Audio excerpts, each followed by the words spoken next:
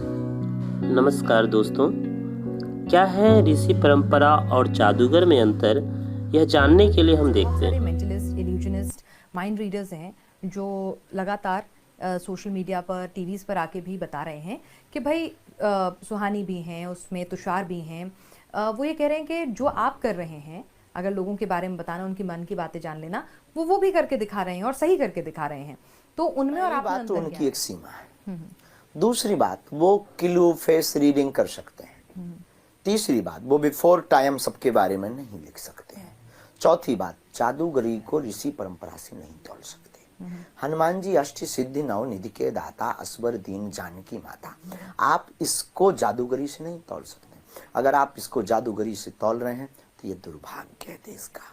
पांचवी बहुत गंभीर बात यह है कि जादूगर की कला को हमारे तरफ से बहुत सम्मान है, बहुत सम्मान है, लेकिन उनकी एक सीमा है, वो सीमा पार नहीं कर सकते और वह किसी समस्या के समाधान को नहीं दे सकते हैं। पर तमाम जो लोग हैं वो एक सवाल, जो आपके आलोचक हैं वो ये सवाल उठाते हैं कि जैसे एक जादूगर है या माइंड आर्टिस्ट है, वो एक कंट्रोल्ड एनवायरनमेंट में ही काम कर सकता है, जैसा आपने कहा।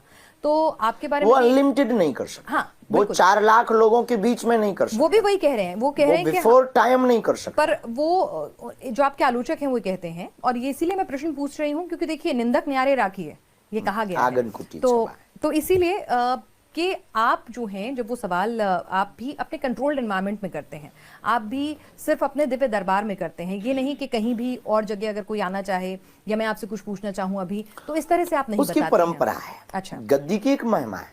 जादूगर तो आपके स्टूडियो में पहुंच जाता है, लेकिन दरबार स्टूडियो में नहीं पहुंचेगा, क्योंकि प्यासा कुआं के पास आता है, लेकिन जो कुआं है वो प्यासे के पास नहीं जाता है। ठीक है। अब तो जो ऋषि परंपरा की महिमा है, वो महिमा का मतलब उसका प्रार्थना होती है, एक ईश्वर से आस्था जोड़ने का एक औरा होता है, उसके लिए प्रार्थना की जाती, निवेदन किया जाता, जो मंत्र विधि है उस विधि का प्रयोग किया जाता। जिस प्रकार आपके कैमरे पर आने के लिए हमें लाइट का सहारा, कैमरे का सहारा, माइक का सहारा, उसी प्रकार हमें ईश्वरीय सत्ता के सामने आने के लिए अपने जो उपकरण है उनका सहारा लेना पड़ता है।